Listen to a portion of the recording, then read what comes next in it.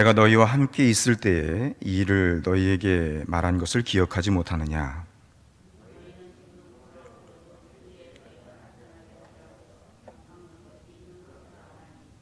불법의 비밀이 이미 활동하였으나 지금은 그것을 막는 자가 있어 그 중에서 옮겨질 때까지 하리라.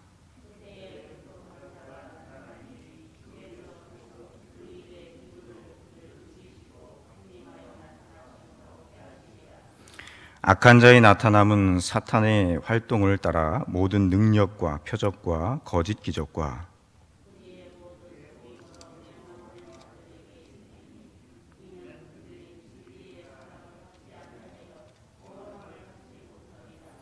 이러므로 하나님이 미혹의 역사를 그들에게 보내사 거짓 것을 믿게 하심은 진리를 믿지 않고 불의를 좋아하는 모든 자들로 하여금 심판을 받게 하려 하심이라.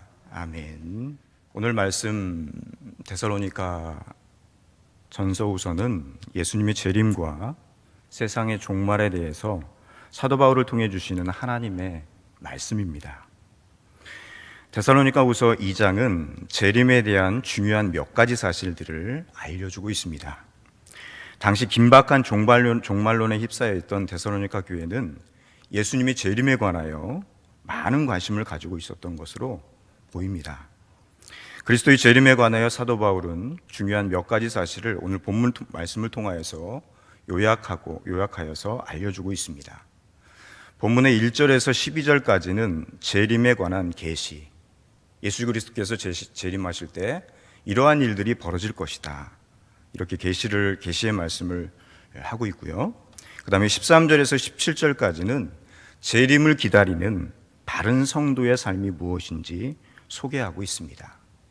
예수님의 재림이 가까워올 때 어떻게 살아야 될 것인가, 그것을 말씀하고 있는 것입니다. 본문의 1절, 2절 말씀을 보겠습니다. 형제들아, 우리가 너희에게 구하는 것은 우리 주 예수 그리스도의 강림하심과 우리가 그 앞에 모임에 관하여 영으로나 또는 말로나 또는 우리에게 받았다 하는 편지로나 주의 날이 이르렀다고 해서 쉽게 마음이 흔들리거나 두려워하거나 하지 말아야 한다는 것이라. 사도 바울은 먼저 주님 안에서 형제된 데살로니가 교회 성도들에게 구한다고 말씀합니다. 여기서 구한다는 것은 당부한다는 의미입니다. 곧 예수님의 재림과 세상의 종말에 관련해서 데살로니가 교회의 교우들에게 당부한다는 것이죠. 여러분, 그렇다면 무엇을 당부한다는 말일까요? 2절에서 4절 말씀을 좀 더 쉬운 현대인의 성경으로 제가 한번 읽어드리도록 하겠습니다. 여러분은 하나님에게서 계시나 특별한 말씀을 받았다거나 우리가 보냈다는 위조 편지를 가지고 있는 사람들이 주님의 날이 벌써 왔다고 하더라도 흔들리거나 두려워하지 마십시오. 누가 뭐라 해도 속지 마십시오.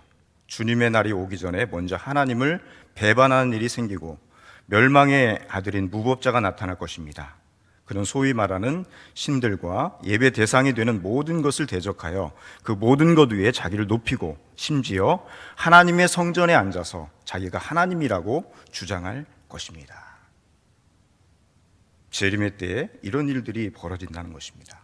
사도 바울이 데살로니가 교우들에게 당부한 것은 주님의 재림과 관련해서 쉽게 마음이 흔들리거나 두려워하지 말고 종말에 대한 분별 없는 자가 되지 말라고 그렇게 당부하고 있는 것입니다. 여러분, 때때로 사람들은 말세에 대해서, 종말에 대해서 이야기를 할 때가 많습니다. 오늘의 시대를 가리켜서 종말의 때라고 말하기도 하고요. 세상에 일어난 큰 사건들이나 재앙을 보면서 종말을 언급합니다. 그러나 종말에 대한 언급은 실은 이미 2000년 전 초대교회 당시에도 있었고요. 또 중세시대에도 있었습니다. 근대에도 있었습니다. 그리고 지금도 있고 앞으로도 있을 것입니다. 그런데 오늘 말씀은 이런 세상의 종말에 관련해서 우리가 알고 있어야 할 분명한 사실이 있다고 이야기하고 있습니다. 세상의 종말에 관련해서 분명한 사실은 바로 진리를 버리고 진리에 대한 왜곡하는 현상들이 벌어진다는 것입니다. 다시 말해서 넘치는 사이비 이단들이 출연을 하고 또 성직자와 성도의 타락, 곧 교회의 변질이 종말의 때를 암시한다고 그렇게 이야기를 하고 있습니다. 벌써 10년 전인가요? 2011년에 일본에 큰 지진이 있었습니다. 일본 역사 이래 진도 9.0이라는 사상 초유의 큰 지진과 쓰나미로 참으로 무력하게 파괴되는 재난의 사건을 우리는 보았습니다. 그런데 이러한 큰 지진이 오기 전에는 이런 지진이 갑자기 이렇게 발생한다는 것이 아니라 예진이 있다는 것입니다. 큰 지진이 일어나기 전에 몇 번 흔들고 또 그러한 지진이 발생하는 현상들이 벌어진다는 것이죠. 그것이 예진입니다. 역사의 종말에는 징조가 있습니다. 그 징조가 세상과 교회에 불법적인 일들이 나타나는 것입니다. 심판을 모르는 교만의 행보들이 나타난다는 것입니다. 오늘날 참으로 많은 이단과 사이비들이 사람들의 영혼을 속이고 미혹하고 있습니다. 인간들 스스로가 만든 어리석은 우상 앞에 절하면서 그것에 복을 빌고 있습니다. 또한 교회 안에서조차 자신이 교회의 주인이라고 된 것처럼 스스로 선하고 의롭고 경건한 척하는 모습들이 적지 않은 것을 보게 됩니다. 지도자의 자리에서 스스로 하나님처럼 마치 교주가 되어서 종교 권력을 휘두르는 사람들도 셀 수 없이 많이 있습니다. 이러한 사실을 놓고 볼 때 종말의 징조는 숨겨져 있지 않고 이미 드러나 있는 것입니다. 우리에게 엄연한 사실들로 우리를 향하여서, 바로 믿는 자들을 향하여서 경고하고 있습니다. 그러므로 정신을 차리고 영적으로 깨어있는 자가 되어야 합니다. 왜냐하면 인간과 역사의 유일한 주인이신 주님이신 우리 예수 그리스도는 반드시 다시 오십니다. 다시 오셔서 거짓과 교만의 그러한 사람들을 반드시 심판하실 것이기 때문입니다. 오늘 본문 5절에서 12절 말씀에는 불법의 사람들, 곧 멸망하는 자들에게는 반드시 그리스도의 심판이 있음을 말씀하고 있습니다. 11절 말씀입니다.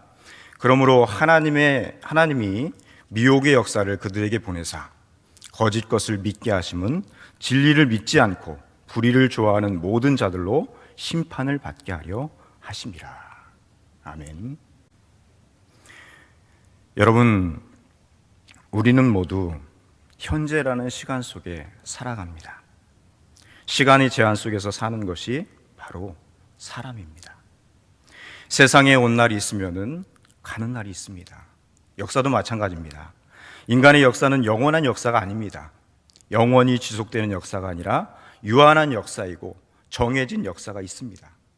인간의 역사는 시작도 끝도 없는 입체적 역사가 결코 아닙니다.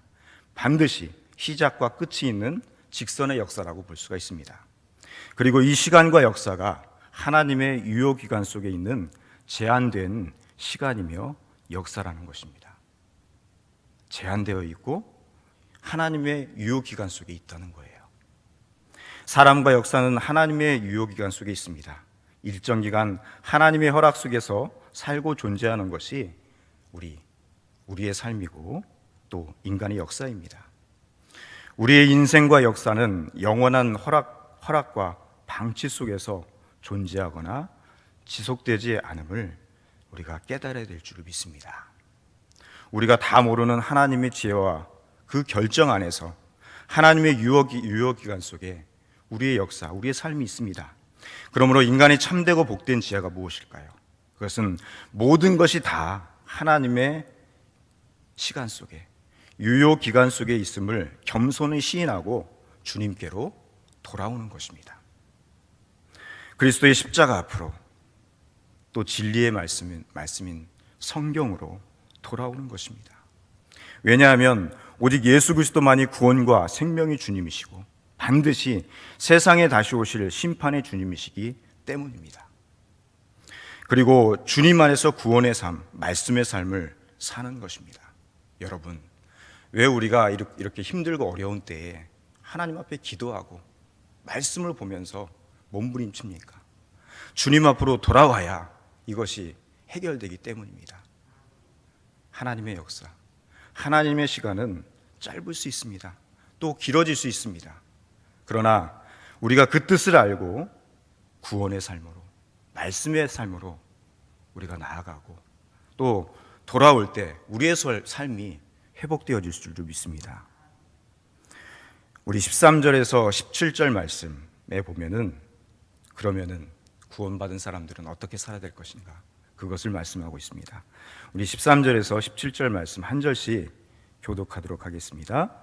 주께서 사랑하시는 형제들아, 우리가 항상 너희에게 관하여 마땅히 하나님께 감사할 것은 하나님이 처음부터 너희를 택하사 성령의 거룩하게 하심과 진리의 믿음으로 구원을 받게 하심이니,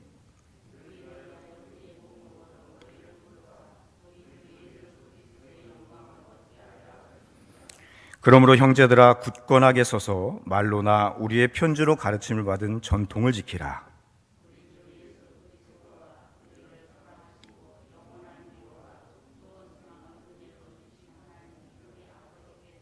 함께 읽겠습니다.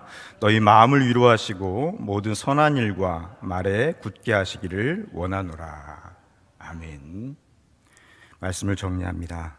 사랑하는 성도 여러분, 우리는 하나님의 은혜 안에서 성령님으로 하나님의 자녀들로 택함을 받았습니다. 그리고 부름을 받은 주님의 사람임을 믿습니다. 하나님의 영광을 위해서 또 진리의 말씀을 위해서 부름을 받았습니다. 택함 받은 천국의 사람들입니다. 하나님의 말씀이 선포되어지고 또 하나님의 뜻이 이루어지는 우리 양일교회 안에 있게 되었다는 것이 얼마나 행복한 일이고 또 우리의 생에 가장 큰 은혜이며 축복인 줄로 믿습니다.